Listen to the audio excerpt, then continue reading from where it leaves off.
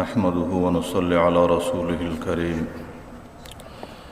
أما بعد فأعوذ بالله من الشيطان الرجيم بسم الله الرحمن الرحيم قال رسول الله صلى الله عليه وسلم المسلم من سلم المسلمون من لسانه ويده آمنت بالله صدق الله مولانا العظيم وصدق رسوله النبي الكريم ونحن على ذلك من الشاهدين والشاكرين والحمد لله رب العالمين.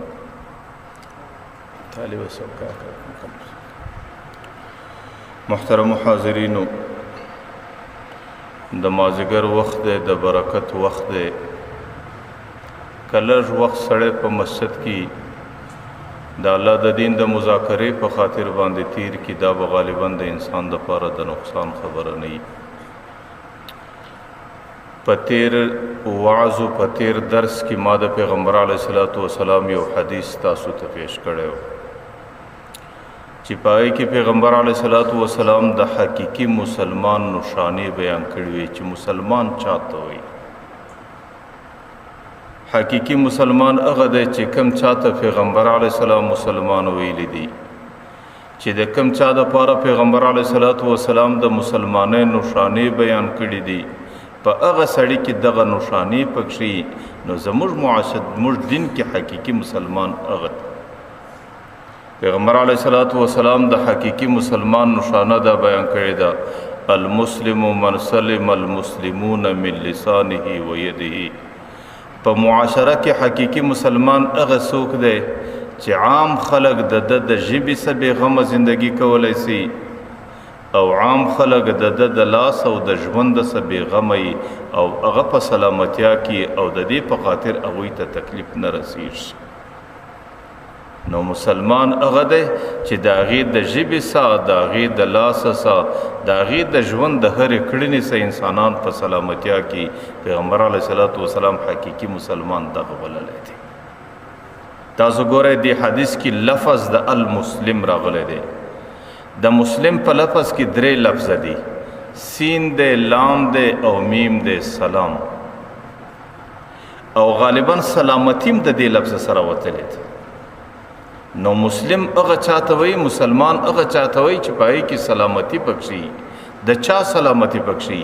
چې د معاشرې د عامو انسانانو سلامتي د صحیح، د ژبې څخه، د ژوند تیرولو څخه، د هرې کړنې څخه انسانان په سلامتیا کې، بیا خو په دین کې هغه سړي ته مسلمان ویل کېږي او هغې حقیقي مسلمان دی او په هغې کې د حقیقي مسلمان علامې او نښانې دي.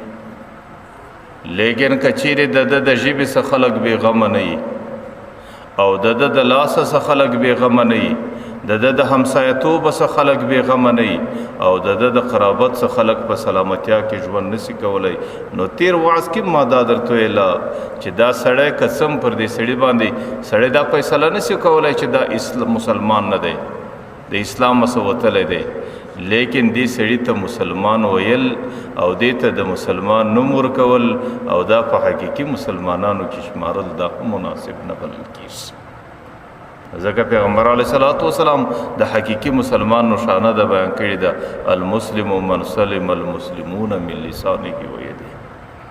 تاسو زموږ معاشره کې ګورئ د نورو مذهبو خلک چې کله یو بل سره ملاقات کوي، مخامخ سره راسي، نو بعضې د هیلو لفظ سره استعمالوي، بعضې د ګډ نایټ لفظ استعمالوي، څوک د ګډ مارننګ لفظ استعمالوي، څوک په خپل مابین کې یو بل ته نمستے لفظ، څوک د آدابو لفظ.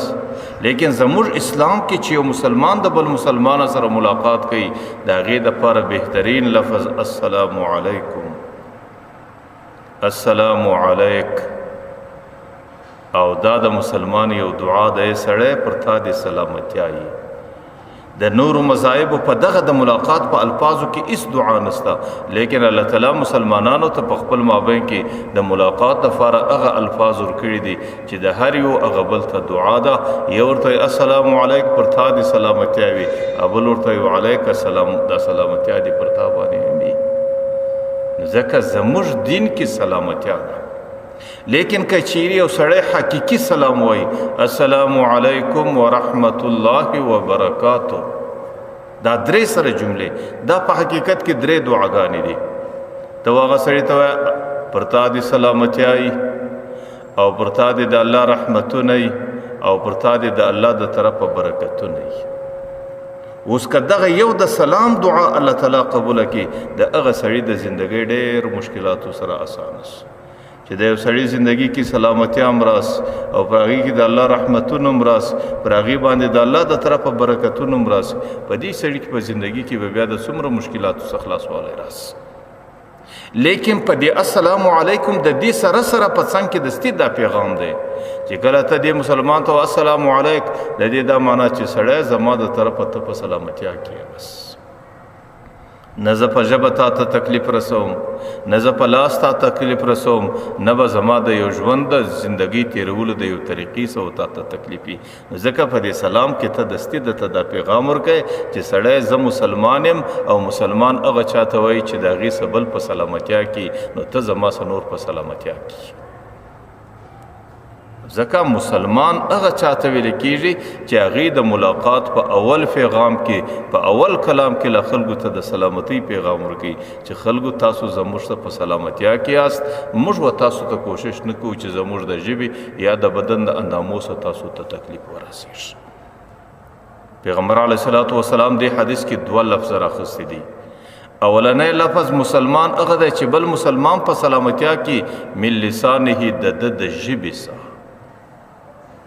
ژبه د انسان د بدن ډیر کارنده اندام دی.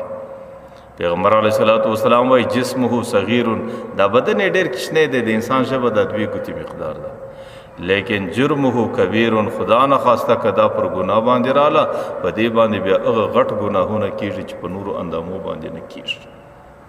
نو په ژبه به سړی مسلمان ته تکلیف نه رسوي. او د ژبې د مسلمان د تکلیف رسیدلو معنا دا ده چې داسې لفظ به نه وایه، په خبره کې به داسې لغاز نه ادا کوي، په خبره کې به داسې انداز نه اختیاروي، او در دې ژبه به داسې کلمه نه راوباسي چې بل ته تکلیف ورسیږي او د بل زړه په زخمي سي او د بل زړه په زهیر سي. دغه د مسلمانۍ علامه ده. که چیرې بالفرض داسې لفظ ته ضرورت ولو، یا د تعنی لپس ته ضرورت رالی، یا د پیغور لپس ته ضرورت رالی، یا د رقم خبرې ته ضرورت رالی، هم به د دې ژبې سره احتیاط کوي او داسې الفاظ به اختیاروي چې د هغې په خاطر باندې هغه مسلمان ډېر دل آزاد دل آزرده نسي. کله کله به په دې الفاظ باندې ورته وایي چې سړی ستا دا خبره پر ما باندې ښه نه ولګېدله بس. کله به دا ورته وایي چې سړی دا خبره کې ته لږ فکر وکړه دا اوس تا وویل څه. کله ورته سړی دا ستا په خبره کې شریعت ډېر شوالی نه ویني، دا ستا خبره د شریعت سره ډېره برابره نه ده، بلکې دا ستا خبره د اصلاح لایقه ده. بجای د دې چې چا تیز خبره درته وکړه تم تیز ورته کوي، چې چا شکنځل درته وکړه تم شکنځل ورته کوي، چې چا بده خبره درته وکړه تم بده خبره ورته کوي، چې چا لغازي خبره ورته وکړه تم لغازي خبره ورته کوي. د دې بجای داسې انداز اختیار کا چې د هغې اندازه سستا مسلمانی په حقیقت کې ښکاره سي. او مسلمانی په حقیقت کې ښکاره کول دا معنا چې د تیزی خبرې جواب او چاته په تیزه باندې مور کوه، بلکې انداز په خبره کې داسې اختیاروا چې زما د خبرې سره یو چاته تکلیف ونه رسیږي او زما د خبرې سره د یو چا زړه زخم پیدا نه کړي. زخم کله کله د انسان د تورې او د وهلو سره زخم راځي، او کله کله د انسان د ژبې سره چې هر څومره نرم اندام دی د دې زخم خاص په زړه کې راځي. د تورې زخم پر بدن باندې راځي، د ژبې زخم پر زړه باندې راځي، لیکن د بدن زخم ډېر وخت جوړیږي او د زړه زخم بیا په اسانه باندې جوړوالی نه پیدا کوي. لکه شاعر نه وایي جراحات سنان لها التیام، خلکو دا تورې زخمونه جوړېده لري، ولا یلتام ما جرح اللسان، چې کم زخم ژبې جوړ کړي هغه زخم بیا په اسانه باندې نه جوړېږي. کله یو تیزه خبره د چا زړه زیر کړی په خدای قسم در مرګ بیا د دماغ نه وځي خبره، او در مرګ پورې د هغې په زړه باندې تکلیف وي، او در مرګ پورې ته د هغې خبرې په ګناه باندې لړلی او د مرګ پورې د هغې ګناه ستا په سزا کې را روانوي. ځکه الله تعالی مسلمانانو ته وایي یا ایها الذین آمنوا اتقوا الله، ای خلکو د الله څخه بیریږئ، وقولوا قولا سدیدا، خلکو ته سیده ساده خبرې کوئ، ساده خبرې، ښکاره خبرې، واضح خبرې او د ضرر او د لغازه څخه خلاص خبرې. دا د مسلمان عادت دی. د مسلمان زندگی به ساده وي، مسلمان به دورنګي نه لري چې زړه یو رقم او باطن بظاهر بل رقم وي، په زړه کې یو څه په ژبه باندې بل، او داسې بنئ چې در خوله یوه خبره راباسي او په زړه کې د خبرې مقصد بل ورته پټ کړی. نو الله تعالی قرآن کریم کوي قولوا قولا سدیدا، ښکاره خبره، محکمه خبره، سیده خبره، ظاهره خبره چې د هغې مقصد ښکاره وي او په هغې کې ستا د زړه د خولې لار سره یې وایي. د مسلمان به عادت دا وي چې هغه به قول سدید کوي، او قول سدید دا معنا چې په هغې کې به نه چاته تکلیف رسی او نه به چاته ضرر رسی او په خپله خبره به نه د چا زړه زیروي. ځکه پیغمبر علیه الصلاة والسلام وایي اولنی د مسلمان علامه دا ده چې خلک په سلامتیا کې من لساني د ژبې څخه سالم وي. د دې معنا دا ده چې د دې ژبې څخه کومه خبره سړی راباسي، یو ګش پر دې خبره لږ فکر او سوچ وکړي، دا خبره ډایرکټ در خوله نه راباسي، دا خبره یار زړه ته شوکي، دا خبره اول دماغ کې فرله وګرځي چې ایا په دغه ځای کې په دې خبره باندې زما د دنیا فایده سته یا د آخرت فایده سته، ایا په دا خبره خو زما د دنیا عزت نه خرابېږي یا زه خو په آخرت کې د خدای د عذاب لایق نه جوړېږم. که چیرې په دا خبره کې تاوان نه و د هغې څه وروسته بیا در خوله راباسي، او که یا په هغې کې د دنیا تاوان یا د آخرت تاوان یا د مسلمان دل ازاري و یا مسلمان ته تکلیف و، بیا سړی د خوله پر لغونه سي. پیغمبر علیه الصلاة والسلام حدیث دی، الله تعالی بنده ته وایي یا ابن آدم جعلتک لسانا، ای بنده ما تا ته ژبه در کړې ده، وجعلت علیه بابا، پر دې مې دا دروازه لګولې ده، د شونډان دروازه ده، فانطق بلسانک ما احللته لك، په دې ژبه هغه خبرې کوه چې کومې خبرې درته حلالې او درته روا وي، والا فاغلق علیه الباب، که کومه خبره ناروا وه، که کومه خبره نقصاني وه، که په کومه خبره د مسلمان دل ازاري وه، فاغلق علیه الباب، بس دا دروازه بنده که دا خوله دنه دا ژبه دننه وساته. ځکه ژبه څه چې کومه خبره راوځي په کار دا دی اول لږ پر هغې باندې فکر وسي، د هغې څه وروسته بیا هغه خبره راوځي. چې کومه خبره په مجلس کې کوې اول دا خبره پر دې خپل ځان راوارده که چې دغه خبره که په دې مجلس کې ماته کول کېږي زما به څه حالت دی، ایا په دې خبره زما زړه زیریږي که نه زیریږي که څوک ماته وکړي، ایا په دې خبره باندې زما زړه ته تکلیف رسیږي که نه رسیږي، ایا په دې خبره زه پریشانه کېږم که نه پریشانه کېږم، ایا په دې خبره زما طبیعت خرابېږي که نه خرابېږي. که چیرې تا پر دې خپل ځان باندې دا خبره را عرض کړه او تا ته د دې خبرې څه تکلیف و، نو دا ښکاره ده چې بل مسلمان ته هم ستا د خبرې څه تکلیف دی، نو بیا هغه خبره د باندې مه راباسه. او که چیرې دې پر خپل ځان باندې راوارده کړه او تا ته د دې خبرې څه تکلیف نه ولو، بیا هغه خبره بل ته هم کولی سي، هغه خبره په مجلس کې هم کولی سي، د هغې خبرې مخاطب مسلمان ګرځولی سي. ځکه د مسلمان سره چې کومه معامله کوي هغه معامله اول یو ځل پر ځان باندې را ردوه. پیغمبر علیه الصلاة والسلام حدیث دی احب للناس ما تحب لنفسک، د خلکو دپاره هغه څه خوښوه چې د ځان دپاره یې خوښوي. د ځان او د خلکو پیمانه یې وکړه چې ځان ته کومه پیمانه کې اندازه پیمانه ایږدي او بل ته هم هغه پیمانه ایږده. نن خو مصیبت دا دی زموږ پیمانې جلا دي، زه ځان ته د عزت یوه پیمانه ورکوم، بل ته بیا د هغه عزت په نظر نه ګورم، او د ځان دپاره مې جلا پیمانه اختیار کړې ده او د بل دپاره مې جلا پیمانه اختیار کړې ده.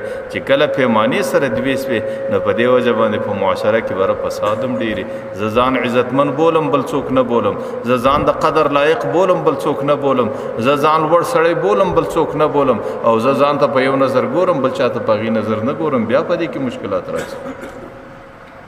که چیرې دغه پیمانه موږ سره یې وکړو، صرف تاسو په انداز کې د پیغمبر علیه الصلاة والسلام د یو حدیث باندې موږ عمل وکړو چې د ځان او د بل پیمانه مې سره یې وکړله، که زما عزتمن یم بل هم عزتمن دی، او که زه د عزت لایق یم بل هم د عزت لایق دی چې وځان ته څومره عزت مناسب بولم بل ته هم هغه عزت په نظر باندې وګورم بس دغه مشکلات ختم دي. نه به بیا په معاشره کې نفرت دي، نه به بیا په معاشره کې ضد دي، نه به بیا په معاشره کې بغض دي، نه به بیا په معاشره کې عناد دي، نه به بیا په معاشره کې د مسلمان د لازاري راځي او نه به بیا په معاشره کې یو د بل سره د نفرت په زندگی کې راځي. که چیرې صرف د پیغمبر په یو حدیث باندې عمل وسی چې احب للناس ما تحب لنفسك، چې ځان ته په کم نظر ګورې په هغه نظر باندې خلکو ته ګورې. ځکه د پیغمبر علیه الصلاة والسلام حدیث دا دی چې د حقیقي مسلمان علامه په معاشره کې دا ده چې هغې به د خپلې ژبې څه چاته تکلیف نه رسي، هغې به خپله ژبه په حفاظت او په کنټرول کې ساتي او د ده د ژبې څخه به خلک په سلامتیا کې زندگی لري. زه دا وایم دا ژبه نه ده، دا د الله تعالی یو نعمت دی او دا یو خودکاره ماشین دی الله تعالی په دې خلق کې را لګولی دی او د پیدایش څخه ونیسئ تر مرګه پورې دا زموږ سره چلیږي. نه په دې کې ستړیا راځي، نه پر دې باندې خرچه راځي او نه د دې په استعمالولو کې مشقت راځي او نه پر دې کې پر موږ باندې څه تکلیف تېرېږي او دومره عظیم نعمت دی. زما دا عقیده ده چې د دې نعمت قدر دا ټوله دنیا نسی، د دې قیمت دا ټوله دنیا نسی پیښولی. که یو سړي ته دا ووایه چې د ژبې قوت در څه اخم خبرې به نسی کولی او ټوله دنیا در کوم، زما دا یقین دی که هوښیار سړی هغه دې سودا ته نه تیارېږي. نو د دې معنا دا ده چې دا ټوله دنیا د دې ژبې قیمت نه لري، لیکن غم دا دی چې ما او تا ته په مفته کې را رسېدلی ده، نه مې پر دې باندې مال او دولت لګېدلی دی، نه مې په دې باندې مشقت او ستړیا لګېدلی ده. نو ځکه زما او ستا سره د دې ژبې قدر نشته. په څومره اسانه شکل ژبه خپل کردار ادا کوي چې صرف په ذهن کې یو خبره راله دا ژبه په خپله ادا کوي، چې صرف په دې زړه کې یو تصور رالی دا ژبه نه زده کړه غواړي نه بل تکلیف غواړي، بس په خپله دستي درته ادا کوي.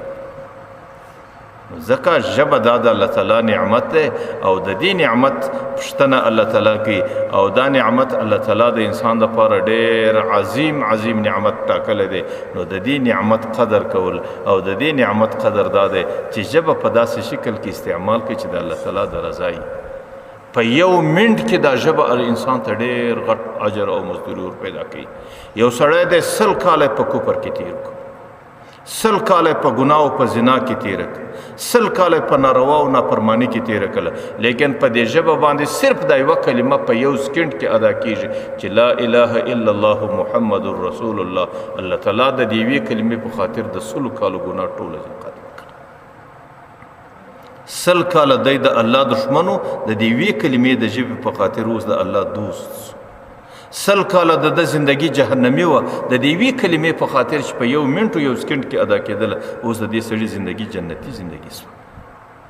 دا دومره انقلاب په کومه وجه رالی چې د 100 کالو زندگی په یو منټ کې په د دشمنۍ زندگی په دوستی باندې بدله سوه او د کفر زندگی په اسلام باندې بدله سوه. دا کمال ټوله د دې ژبې چې په یو سکند کې وکړي. بس که یو سړی صرف په د ورځې یو ځل دا کلمه وایي لا اله الا الله وحده لا شريك له احدا صمدا لم يلد ولم يولد ولم يكن له كفوا احد، عملنامه کې د دې وی کلمې په خاطر 100,000 نیکۍ لیکل کېږي. کې 2 ځله ووایي 40,000 نیکۍ سوې، کې 4,000 ووایي 80,000 نیکۍ سوې، کې 5 ځله ووایي 1,00,000 نیکۍ. حالانکه 5 ځله دا په نیم منټ کې ویل کېږي، په یو منټ کې ویل کېږي. دا دومره او نیکۍ څه دي؟ دا د آخرت سکه ده چې په آخرت کې په دې سړی مالدار وي او په دې کې په آخرت باندې د سړي زندگی په راحت او په عزت باندې. ځکه ژبه د الله تعالی یو خودکاره ماشین لګولی دی او د دې قدر کول او دا د الله تعالی په مرضیاتو او دا په جنتی اعمالو کې استعمالول.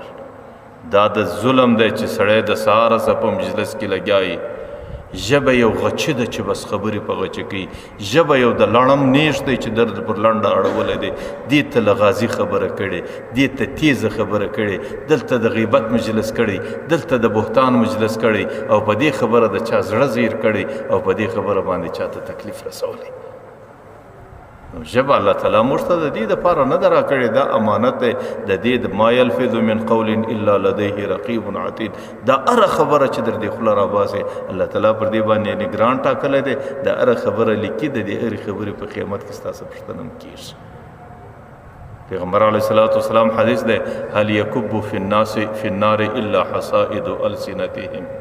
پیغمبر علیه السلام وایي په جهنم کې چې څومره ډېر خلک پړ مخې پراته دي چې ورسې د هغې معلومات چې وکړي د اکثریتو سبب د ژبې تیزي، د ژبې د تیزي په خاطر په قیامت کې ډېر خلک په جهنم کې پراته دي.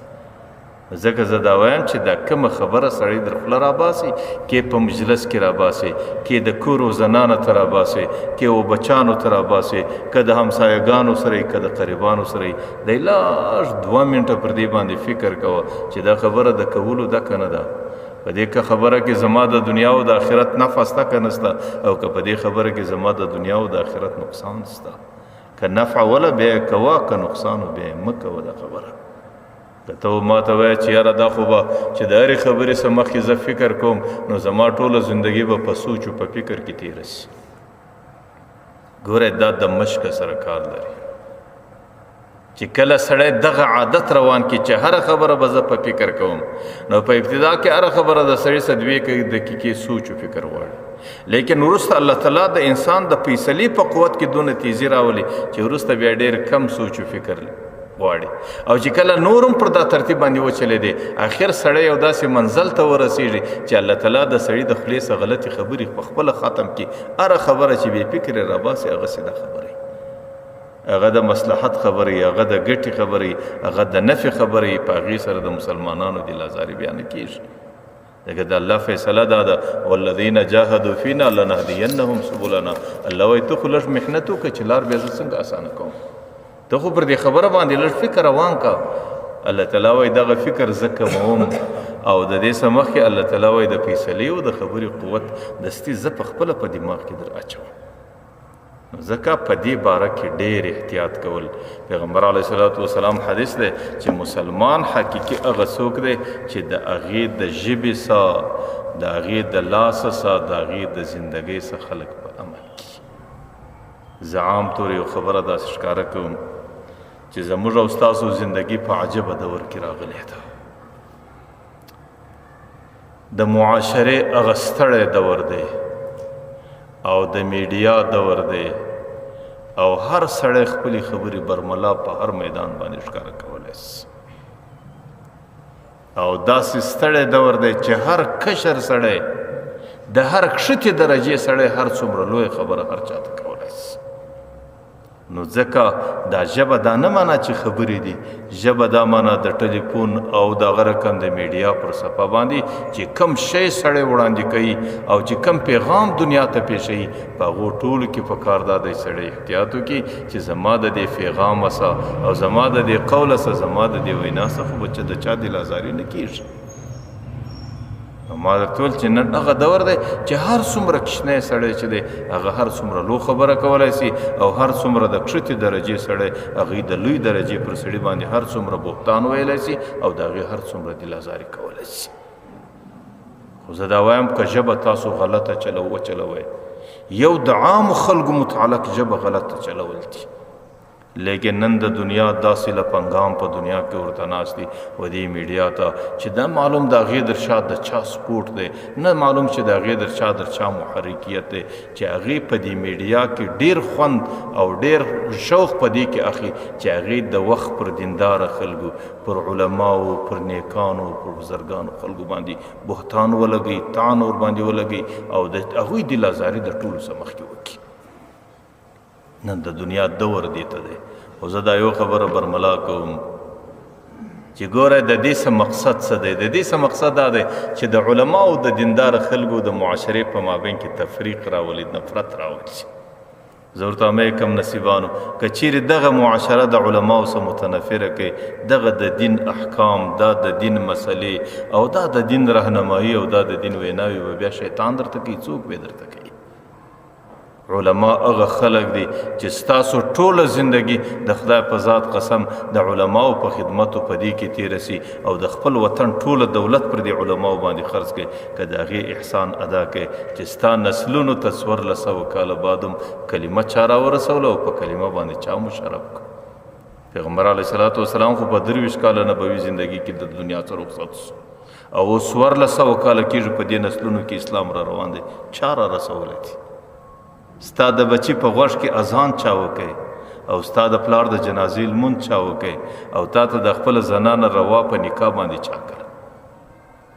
ځکه علما هغه خلق دي چې دا د معاشرې محسنین دي، لیکن د دنیا طاقتونه کفري قوتونه اوس دې ته ناست دي چې د مسلمان نوجوان نسل یې داسې بې راروه کړی دی چې هغې د فیسبوک او د میډیا پر صفحه باندې د علماو څخه بغیر د بل چا لو دښمني نه وي دي.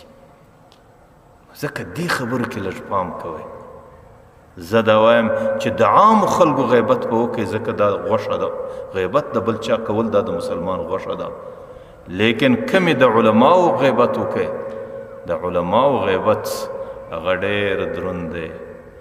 کومه ژبه چې د عالم په غیبت باندې روږده سي، علماو دا لیکلي دي پر حالت د زکندن الله تعالی هغه ژبې ته د کلمې توفیق نه ورکوي. خدا نه خواسته چې سړی بغیر د کلمې د دنیا څخه تیر سي، بیا به د هغې دپاره څومره ستړي. زموږ بزرګانو عجیبه اقوال را نقل کړي دي. حافظ ابوالقاسم ابن عساکر رحمه الله ډېر غټ عالم تیر سو.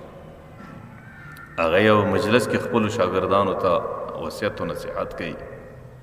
یو شاګرد ته وعلم یا اخي، ورته یې وروره په یو خبره سر خلاص که، وفقني الله وإياك لمرضاته.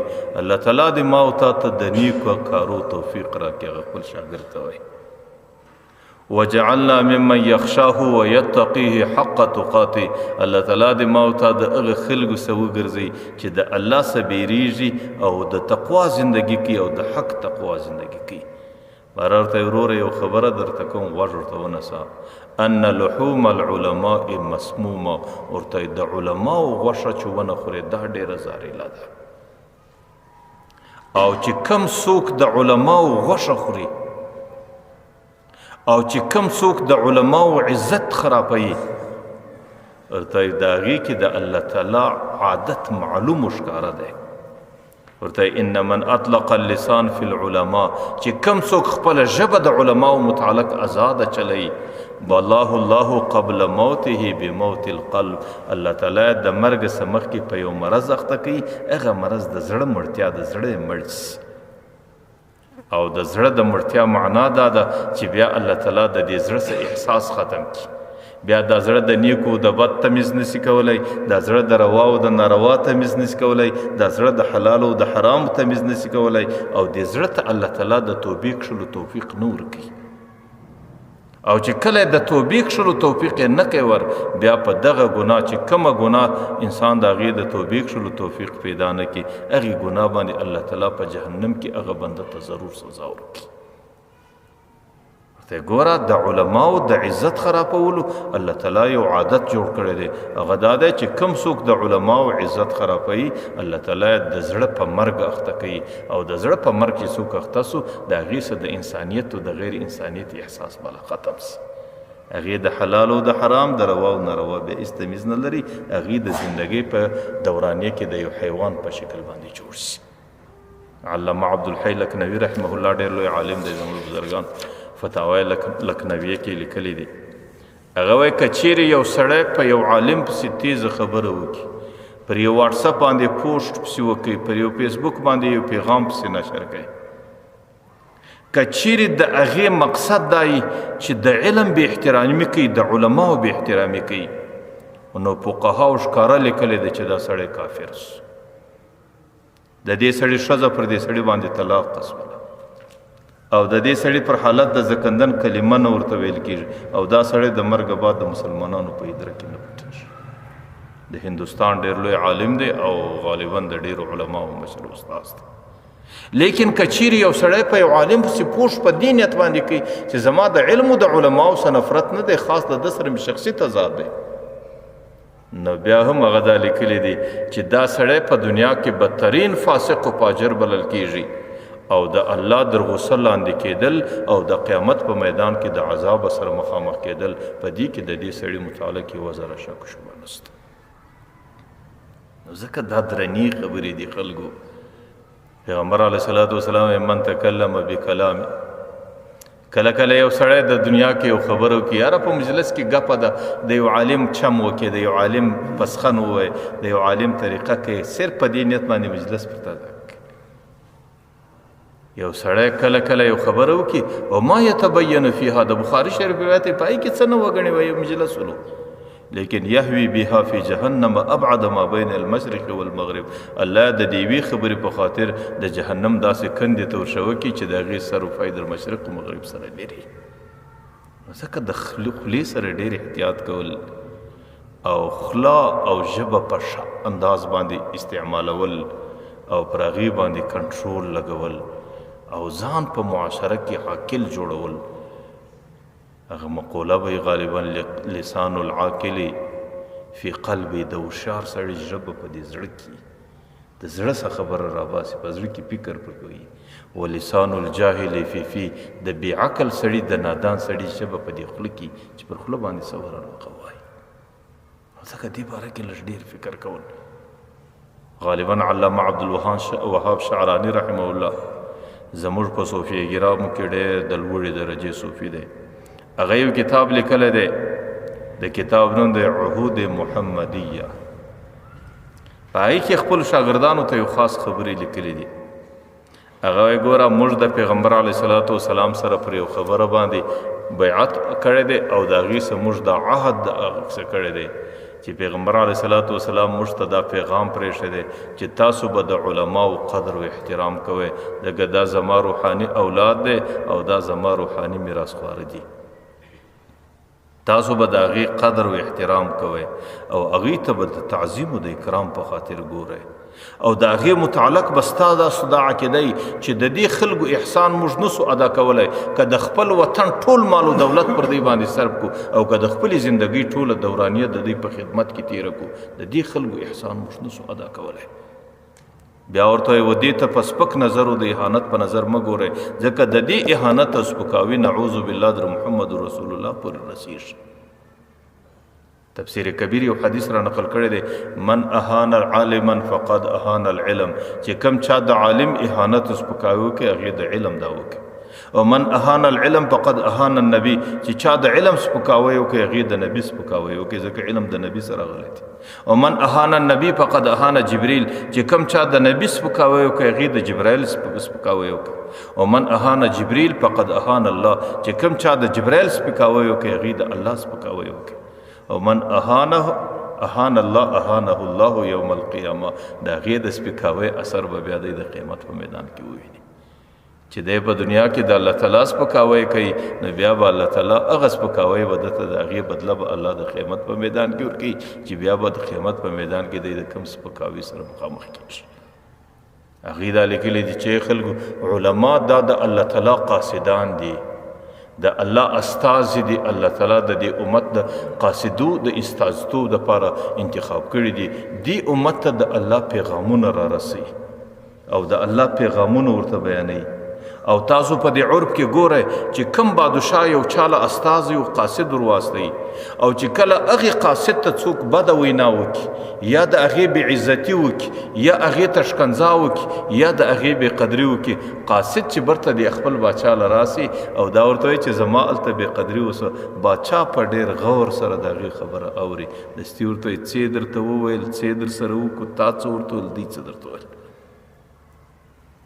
او چې کله بادشاه د قاصد خبره په ډېر غور سره واوري بیا د هغې قوم سره بادشاه دستي د دښمنۍ اعلان کوي چې تاسو زما د قاصد بې احترامي وکړه.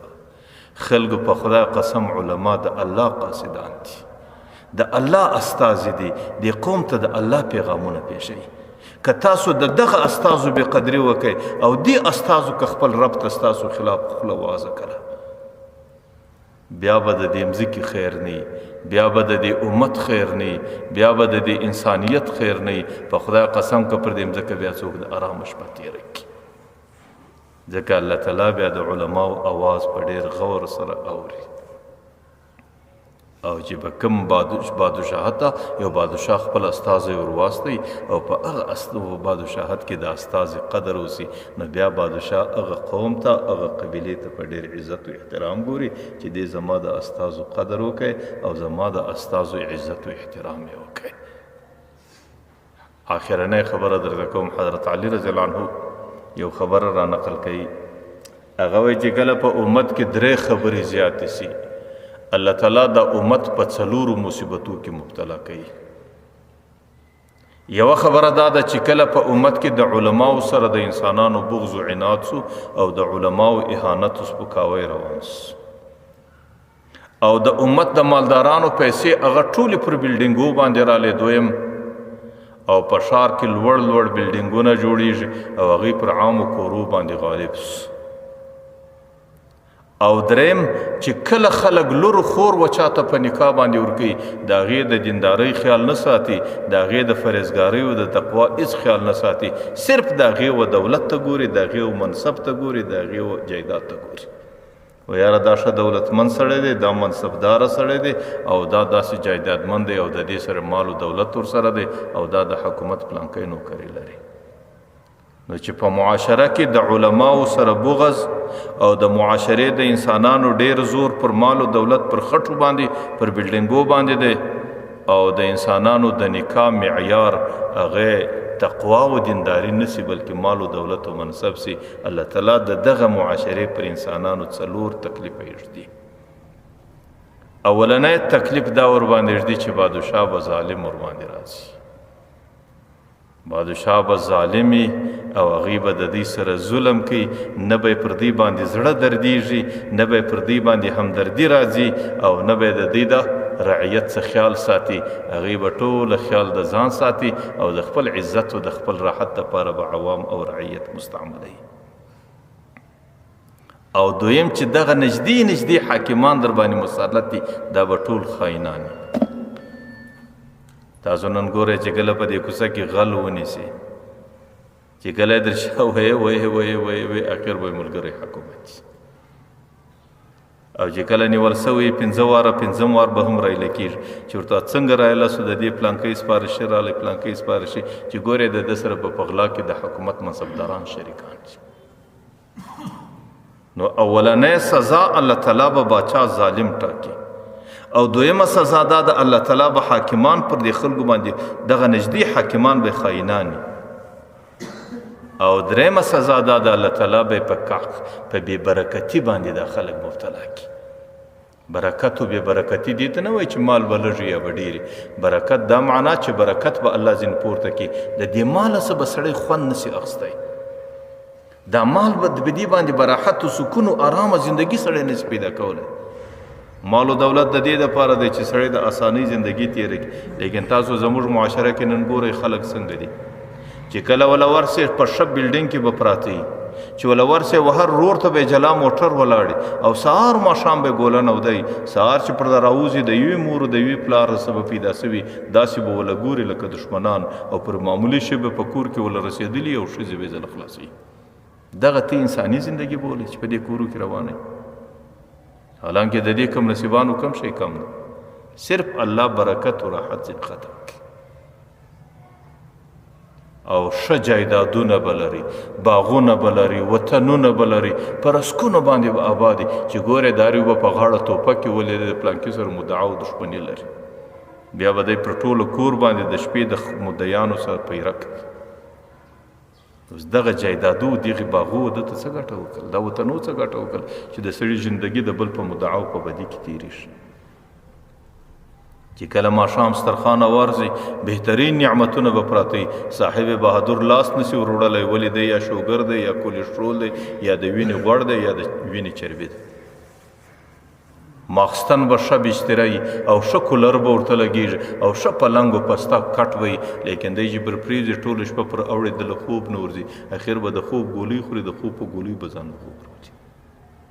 دا هغه معنا چې الله تعالی د انسانانو څخه برکت ختم کړي، بیا په دې زندگی کې سړی راحت نسي پیدا کولی.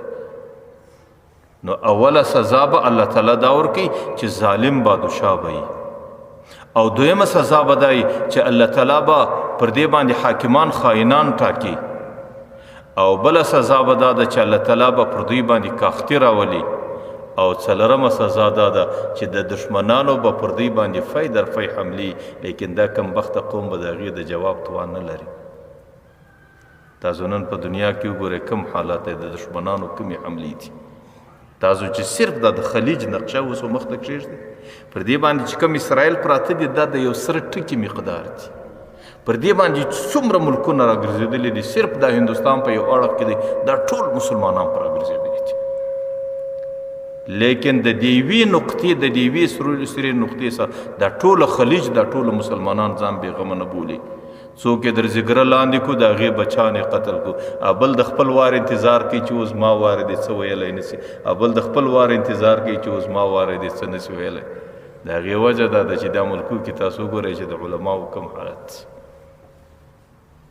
نو ځکه چې د علماو سره بغض روان سي او په معاشره کې دغه رقم د انسانانو معیار هغې مال و دولت او منصب سي او د انسانانو شوق هغه د بلډینګانو سره سي، بیا خو الله تعالی حاکمان ظالمان راولي او نږدې حاکمان خائنان راولي او الله تعالی پر دې مځکه بې برکتي راولي او الله تعالی د مسلمان ملت د دشمنانو در حملو لاندې کوي.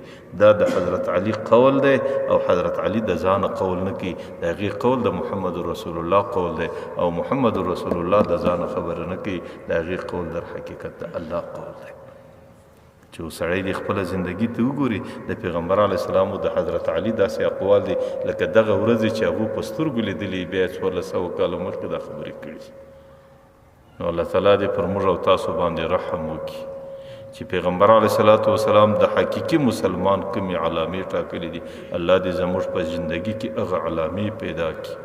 الله دې مې دنیا د حقیقي مسلمانانو په شکل کې، د دنیا زندگی دې الله د حقیقي مسلمانانو را نصیب کړي او د قیامت میدان کې دې مې الله د حقیقي مسلمانانو په ډله کې راپورته کړي. الله تعالی دې دا څو خبرې قبول کړي. الحمد لله رب العالمين والعاقبة للمتقين والصلاة والسلام على خير خلقه محمد وآله وصحبه أجمعين. یا الله زموږ دغه محفل خپل دربار کې قبول و مقبول وګرځوه. خدای که به زموږ څه کمزوري کېږي، خدای موږ ته مغفرت و معافي نصیب کا. یا الله دې محفل چې څومره شریکان دي یا زموږ یا دې محل کې چې څومره کورونه دي، خدای که به د چا په کورو کې بیماري یا بدلې په دې انسانانو کې بیماري، خدای ټولو بیمارانو ته شفا ورکړه. چې څومره انسانان مشکلات لري، خدای مشکلات ورته حل کا. چې څومره انسانان پریشانی لري، خدای ورته آسانه کا. چې څومره انسانان ضرورتونه او حاجتونه لري، خدای ور پوره کا. چې څومره انسانان د قرضونو در بوج لاندې دي، خدای ور ادا کا. چې څومره انسانان د مسکنت او غربت سره مخامخ دي، خدای ته مرسته او مدد سره وکړه، د رزق لارې ورته خلاصې کا او د اسمانه سره رزقونه راپاخ کا. خدای د مځکې خزانې د رزقو دپاره راپورته کا.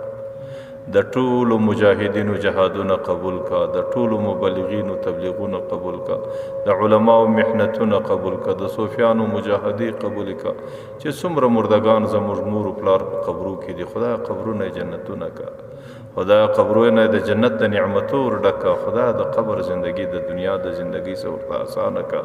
خدای د قیامت ټول منازل ورته آسانه کا.